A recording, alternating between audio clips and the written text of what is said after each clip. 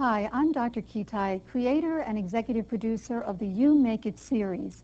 I remember when my teenage son was in grade school, he became blood brothers with his best friend. One of his girlfriends had her ears pierced at the playground, and our neighbor got a tattoo by a buddy down the street. These may seem like simple and innocent behaviors, but if they did those things today, they could be playing Russian roulette with their lives.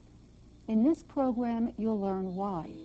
Why it's so important for you to just say no to AIDS. I think the main thing for people to avoid getting AIDS is to respect their bodies and to care about themselves and to be educated about the disease. And so that means, like, pay attention to this. Don't just blow it off like it's a free period or something like that you got to watch a movie. I mean, because I know that's what I would have done. I mean, and it's too serious to do that. You know, you can have all the activities here, the ceramic painting, and you just feel like an invalid if you're trying to take it. It's just not a good feeling in life. It's not, you never quite feel alive, like you wake up and you're in a great mood and you go and you never feel that way anymore. And that's the sad thing. It's a sad thing to not have real joy in your life anymore because you know you have AIDS. And you know that there's nothing anybody can do about it. Yo, let's talk about AIDS. Go on. To the unconcerned and uninformed. You think you can't get it? Well, you're wrong. Don't dismiss this, a blacklist the topic, and that ain't gonna stop it. Now, if you go about it right, you just might save your life. Don't be uptight. Come join the fight. We're gonna tell you how you can get it and how you won't. All of the do's and all of the don'ts. I got some news for you, so listen, please. It's not a black, white, or gay disease. Are you ready, Pep? Yeah, I'm set. All right, then. Come on, Bet. AIDS is very, an unfortunate virus right now that's taken hold of not only the United States, but all over the world. Be aware of what's going on. Because as I was talking to the doctors the last couple of days, they were telling me it's like 1 million people out here that have this virus and don't even know it. I was devastated. I was devastated to know that I, at only age 17, could have HIV. And I thought it could never happen to me. When I found out, I was already sick. I had already gone into full-blown AIDS, and I had pneumocystis pneumonia. And at work, I was losing a lot of weight. I lost about 35 pounds in a month. And I started seeing a lot of changes in my health, little infections and things like that. And that's when I finally went to the doctor and found out. Well, he had no symptoms when he was testing HIV positive because most people do not have symptoms at that time.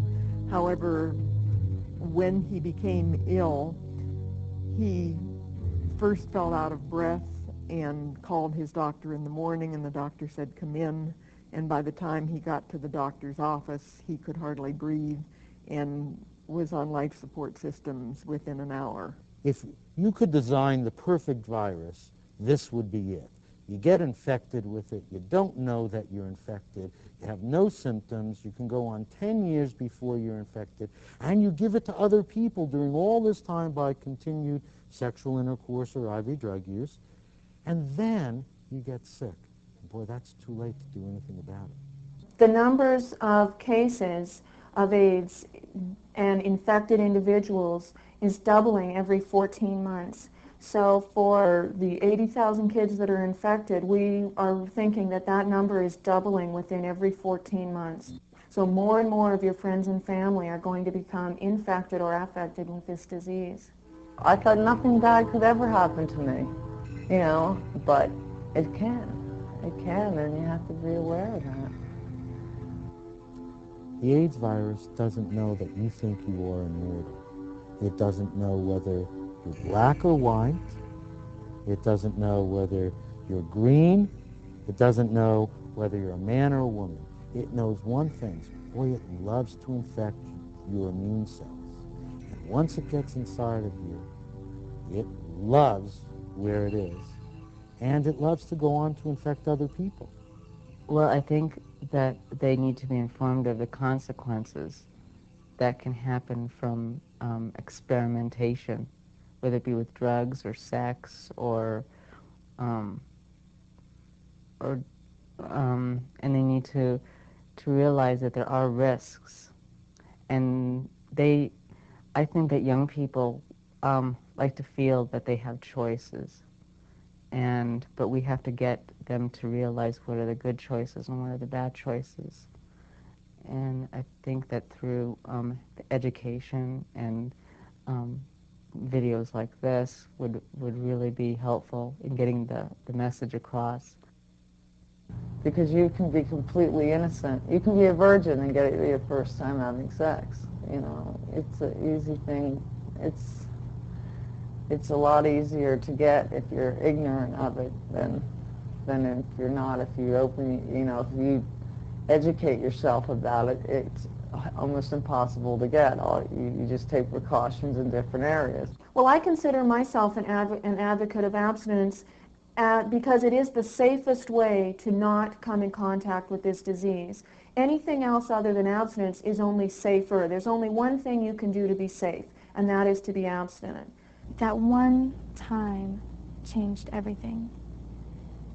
And if I hadn't have done that one thing, that one time, you know, my whole life to this day will probably be completely different. They just have to be aware of the diseases that are out there. I mean, now today you can die from it. The HIV virus is the human immunodeficiency virus. The virus, HIV is the virus that causes AIDS. AIDS is an acquired immune deficiency syndrome. And that syndrome, acquired means that for this virus, you cannot catch it like the flu virus. It is not something that's in the air. It is not something that you can get off of drinking from someone's cup. You need to actively do something to get this virus into your body. It is acquired some 10 years or more prior to the development of AIDS. So that when people develop AIDS in their 20s, a large number of them acquire the virus in their teenage years. It's only that they get sick from the virus in their 20s. Because the most common symptom when you get the virus is nothing. You won't know it. It doesn't cause much in the way of symptoms. A small minority may get a fever and feel like they have mono. But most people feel nothing, and the only way to know is to go and get a blood test. Once it has entered your body, what it does is that it lowers your immune system to a degree that your body can no longer fight off other diseases. Initially, the symptoms that someone would feel if they had been exposed to the virus and were infected would be a rapid weight loss of more than 15% of their ideal body weight. They would experience chronic diarrhea, flu-like symptoms of a fever. They would have a loss of appetite, night sweats. And the thing to keep in mind is that many individuals experience these symptoms, but it is when these symptoms are persistent and chronic for a long period of time that one needs to be concerned that they've been exposed to the HIV virus. And when the lady told me, I felt like I left my body. I was so shocked. I was like zoom up the ceiling. I was gone for like 5 minutes. And then, I kind of relaxed a little bit and I thought about it. And my first thought was, oh my God, I'm gonna die. It is years of, first of all, knowing you're going to die, and sometimes being afraid that other people don't want to be with you. And the fear of how you're going to die, and are you going to be disfigured? Are you going to lie for months and months and not be able to eat? To visit different persons with AIDS is a very, very sobering experience.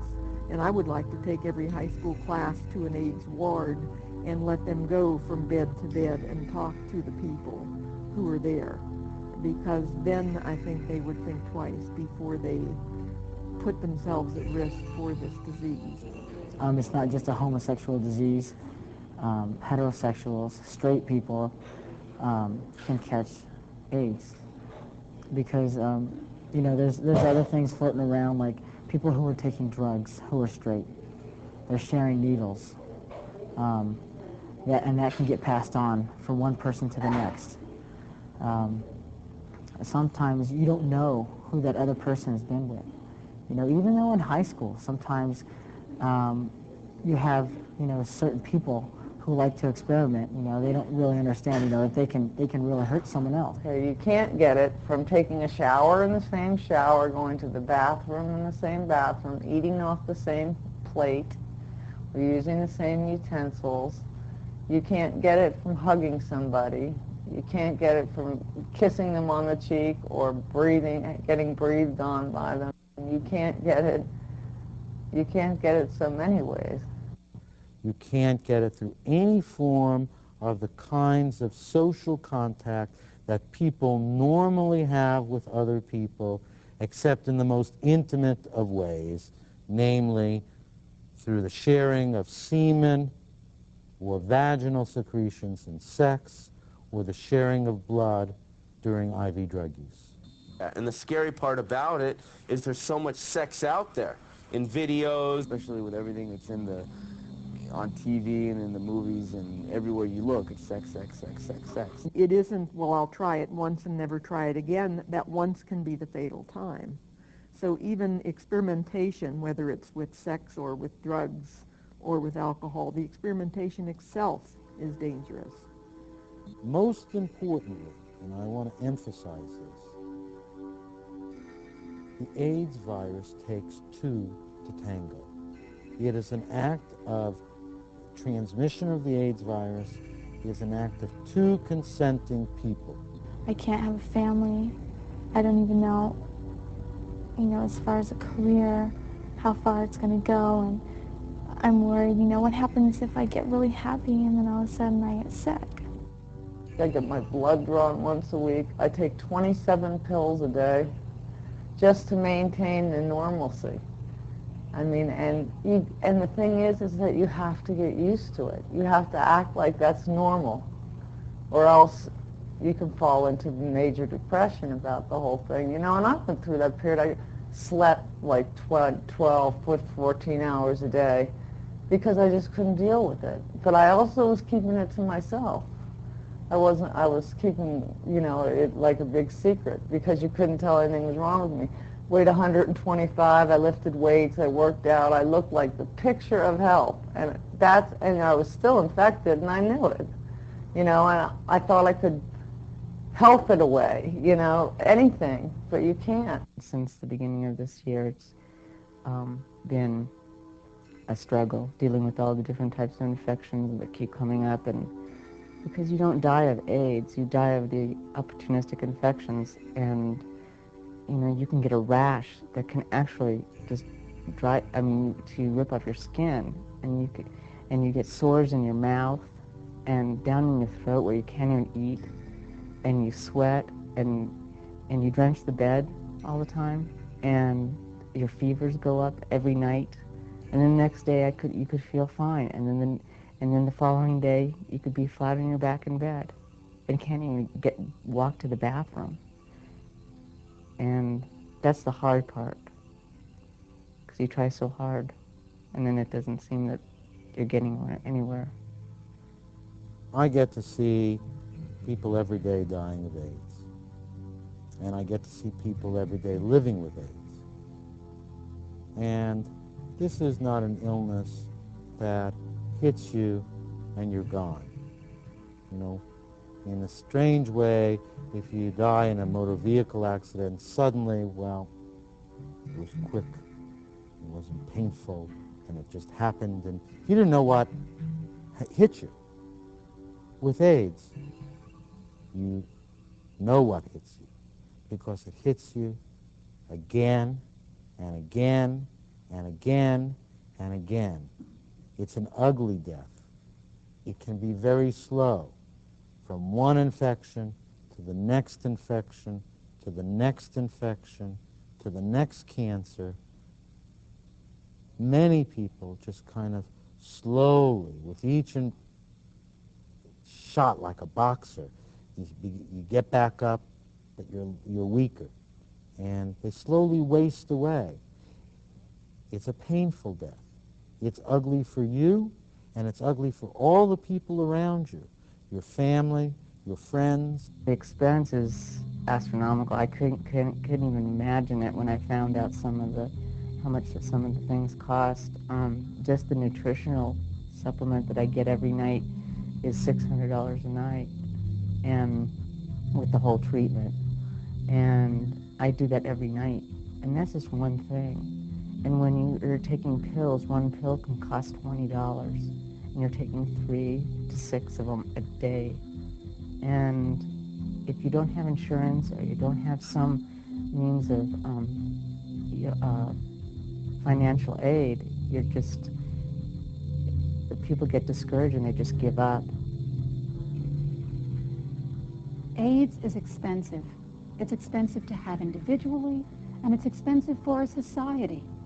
The average cost of the care of a person with AIDS is over $100,000 per year that they're alive, let alone the cost of the medicines, treatments, doctor's visits, and all the blood work you go through after you know you're infected with the virus but don't even have AIDS yet. It's costly financially, costly emotionally, costly physically, and it doesn't need to happen. It doesn't need to happen to anyone as long as you don't use needles or have any exchange of bodily fluids. You don't have to get this deadly virus. Hugging and kissing, you do not get the AIDS virus from touching a doorknob that somebody touched. People are so, just because the AIDS virus is out there, it doesn't mean that you can't be social with people. And it's not something it's a very delicate virus. It's one that is short-lived, so if it hits the air, usually you'll die. It's really in sexual activity when you have an open cut or an irritation and somebody then passes it on through their blood that you can get it. But when you're having sex, there's a lot of things that happen with your body. We talked about the transmission of the virus. It's not picked up out of the air. You don't get it by hugging a person with AIDS. You don't get it by being close to a person with AIDS. When people have cancer, we as a society tend to come to people. Maybe it's because we feel sorry for them. Maybe because we can see ourselves as being the next victim and can feel for the other person. When it comes to AIDS, we tend to stay away. And that's just what dying people don't want and don't need. They need your love and support, not your discrimination. You can't get it from visiting somebody. And that's something I found out. I thought I had a lot more friends than I had. You find out about that. They're afraid of you, and they don't come and see you, and they don't call you, and they don't realize how important it is to get some support from your friends. A phone call takes you 5 minutes, and if you're afraid of getting it, it doesn't go through the telephone line. But I've really been abandoned by a lot of people, and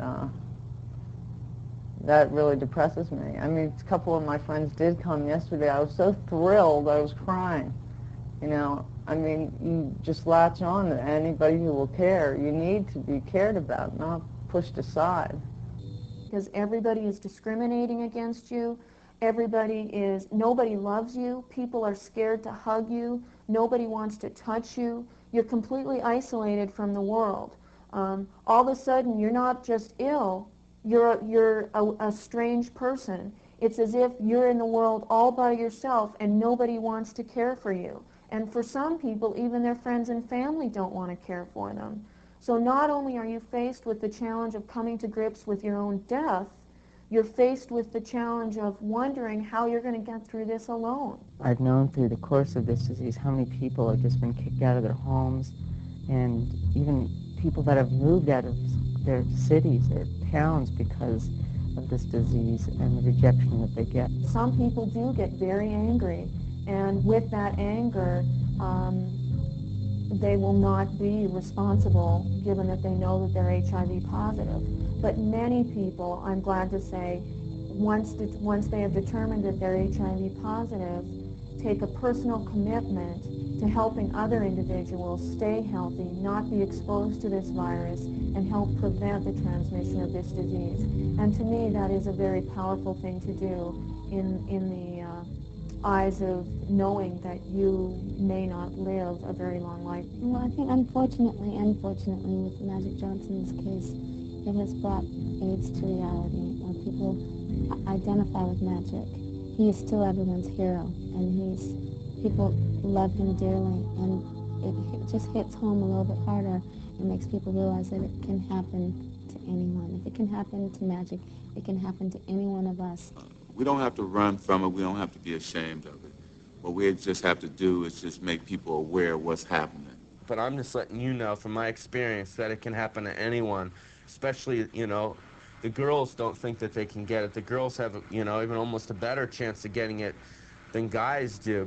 So there's a lot of women who are also infected, you know, and a lot of them don't want to talk about it. A lot of them, I didn't want to tell anybody for the longest time because I figured it would go away. It doesn't go away, you know, and the only thing that you can do is something like this is to help educate other people, and hopefully you will take heed to this. You have to think about what your options are. Your options are, how well do I know this person well enough to die for him? Do I like her well enough to die for her? Maybe not. Maybe if I went out, you know, with this person a few more times, maybe I could kiss him, maybe I can hug him, maybe I can hold her hand, you know, and talk to people. The more you talk to someone, the more you know. This is life or death. This is, if you make a decision that you don't, if you're pushed into a decision that you're not ready for, this isn't just a moment of pleasure that you're talking about. This is the rest of your life. You're going to end up dying if you get infected with this virus. Obviously, the best protection from disease or from pregnancy is to abstain. Abstinence is great, you know, I mean, psychologically and emotionally. The safest thing any person can do is to not have sex.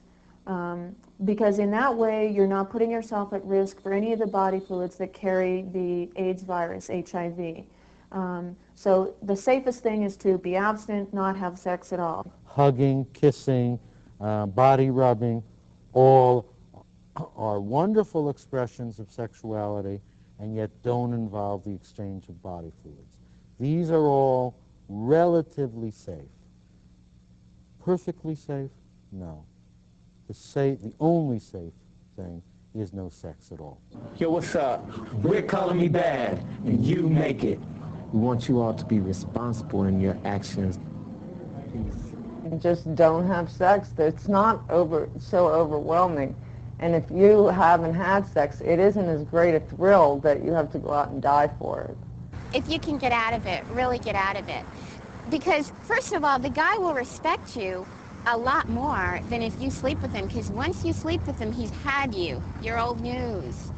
You know what I mean? So the new girl that's coming in next semester is going to be new news. He hasn't had her yet.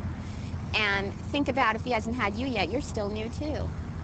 You know what I mean? So try to stay new to guys. Try to stay new to them, you know. So don't just give in because you think that's what you have to do. And if they give you that line about, well, I'll find somebody who will, let them. You know?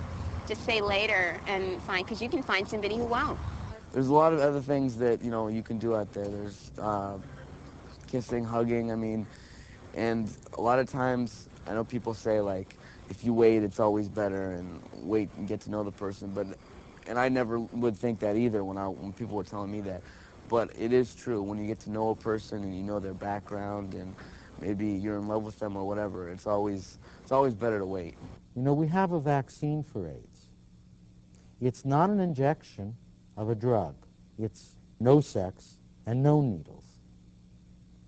You can't hear it enough from anybody. I'm going to say it. I hope another 20 people tell you about it today. You have to be safe. You have to take precautions, and if you don't know what they are, you should find out.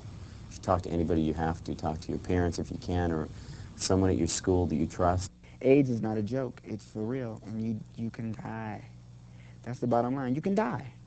You can't cure death, You know, so AIDS is not curable. You don't get AIDS and get a cure and you're okay. You die. So I don't care how clean the person looks. I don't care what.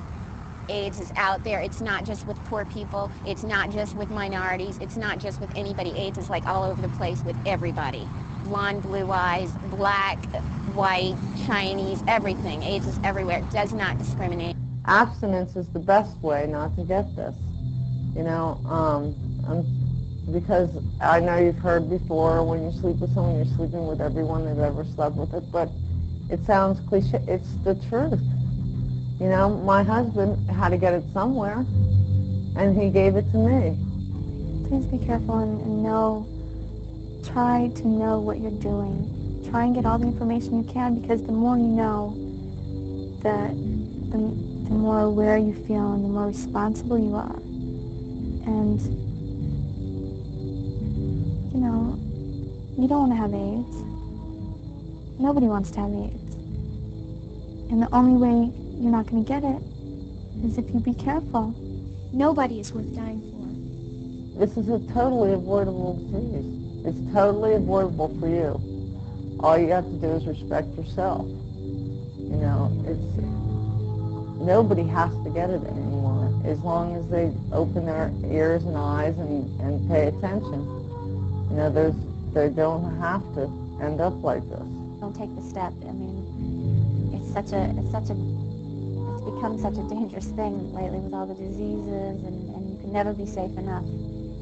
Protect yourself, be with someone that you love, and don't move too fast, because you have a lifetime. What you need to do to protect yourself is keep in mind that any person that you engage in sex with, or share needles with, or do any sort of risky drug or alcohol behavior, think of every one of those people as if they were infected and act on that knowledge. Do what you know how to do to prevent it, which is abstaining, meaning not having sex at all, or not doing drugs at all. It's not something to mess around with. I'm not the only one. There are many other people out there, teenagers and adults and kids, who have AIDS or who have HIV. As a physician, educator, and mother, I appeal to all of you to understand this disease. It only takes once to get this deadly virus. One time of unprotected and irresponsible sex. One time of sharing a needle with the wrong person. Even if it seems as simple as piercing your ears with a friend or getting a tattoo by a buddy. Today, this disease cannot be cured, and it takes your life in a horrible way. So, think before you act. Realize the risk you're taking any time you're tempted to take one.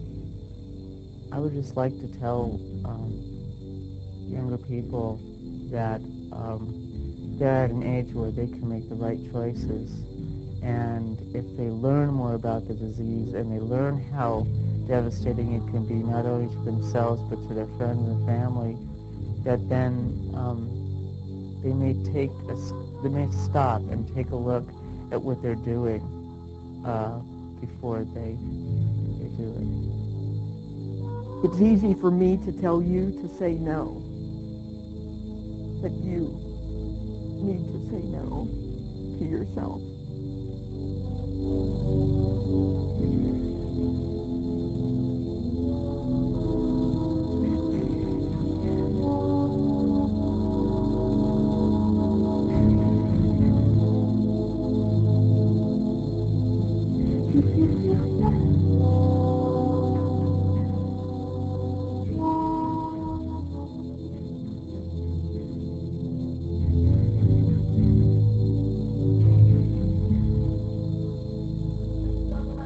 So if you do come up HIV positive or have AIDS, we just want you to know that there are treatments. That's right. And the earlier detected, the better off you'll be. Tell them, please. Hey, yo, Pep, you get checked? Yep. Every year, G. Now, you don't get AIDS for kisses, touches, mosquito bites, or hugging. Or speech, telephone, stop bugging. You get it for sex or a dirty drug needle. Anal or oral now, people. Women can give it to men, and men mostly to women. The facts are simple, right, and exact. And once you get it, there's no turning back for you. There ain't a cure, so you gotta be sure. Protect yourself, I don't have sex anymore. Mothers might give it to their babies through the womb or through birth. Don't be an ass and assume. AIDS ain't got no smell or taste. It don't care about your race. You see a nice kind face, you think you're safe? I'm sorry, that's just not the case. There's no debate, conversate with your mate, and don't wait until it's too late.